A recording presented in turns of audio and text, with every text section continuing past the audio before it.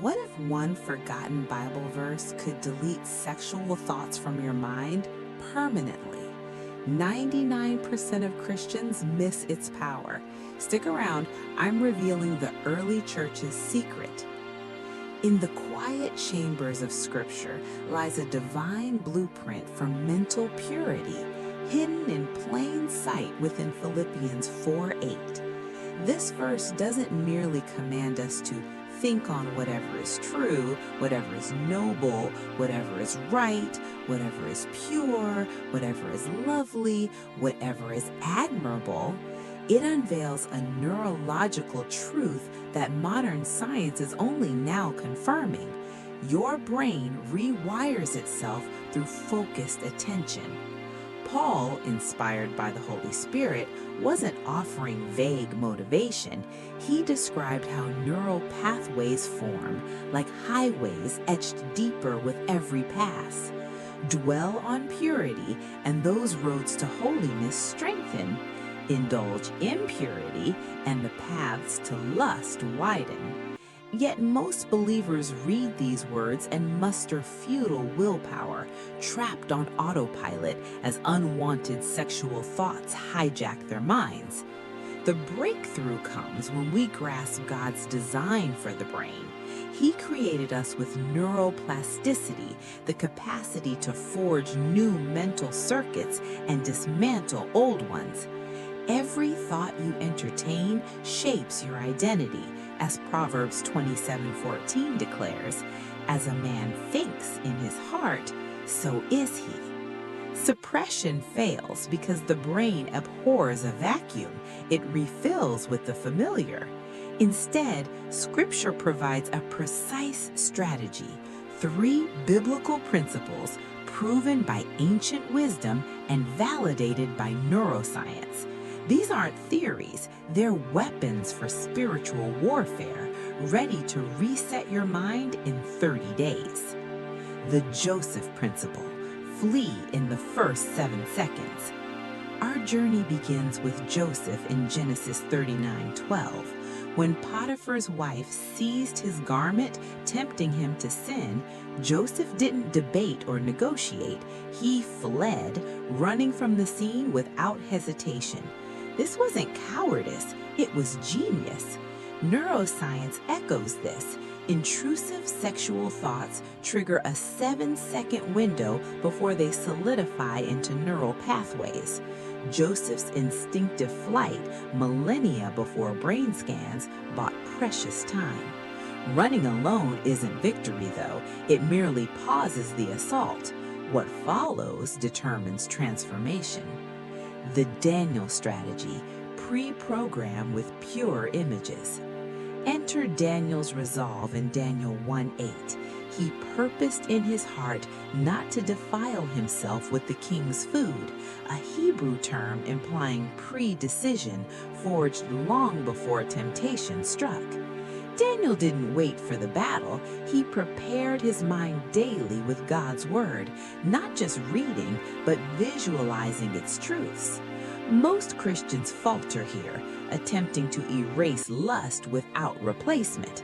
Your brain craves content, leave it empty, and old habits rush back. Instead, flood it with vivid, pure imagery, scenes of Christ's humility, the Psalms' promises, or Mary's fiat. When temptation surges, these preloaded visions deploy instantly, starving impurity of oxygen. The Paul Protocol: redirect energy to worship. The climax arrives in Paul's military metaphor from 2 Corinthians 10:5. Take every thought captive to obey Christ. In ancient warfare, capturing meant converting enemies into allies, not annihilation. Sexual drives aren't inherently evil, they're God-given energies misdirected. Paul teaches redirection: channel that intensity into worship and intimacy with God. The neural pathways fueling obsession become conduits for spiritual ecstasy. Music ignites this shift, sanctifying desire rather than suppressing it. Suddenly, lust's fire fuels prayer, adoration, and union with the divine. Your 30-day brain reset. Scripture meets science. Now integrate these into a practical 30-day plan, mirroring Romans 12:2's call to be transformed by the renewing of your mind. Paul described neuroplasticity 2,000 years ahead of science. Phase 1, awareness, days 1 to 10. Notice every sexual thought without fighting it. Acknowledge its presence, then declare Psalm 51:10 aloud. Create in me a clean heart, O God, and renew a right spirit within me. This links impurity to immediate prayer, rewiring the circuit. Phase 2, replacement. Follow prayer with 30 seconds of visualization. Picture Jesus washing the disciples' feet, the basin's water, the towel's humility, the love poured out in service. This pure image overwrites the impure one, training your brain to pivot. Phase 3, redirection. Invoke the Paul protocol. As energy rises, play worship music and pour it into praise. Cry out in psalms, adore the Eucharist's purity, or meditate on the Sacred Heart. Lust's pathways now lead to God's throne. Phase 4, automation. By the end of the day, new defaults emerge. Thoughts trigger prayer and worship effortlessly. You've built purity's highways. 1 Thessalonians 5:23 promises God will sanctify you through and through, a total neural overhaul. This isn't behavior management, it's embodying the mind of Christ, 1 Corinthians 2:16.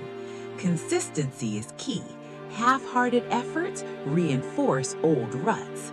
Commit fully and claim John 8:36. If the Son sets you free, you will be free indeed, neurologically liberated. Chosen one, God didn't craft you for a betraying mind, enslaved to thoughts stealing peace, focus, and intimacy with Him. Today, choose freedom.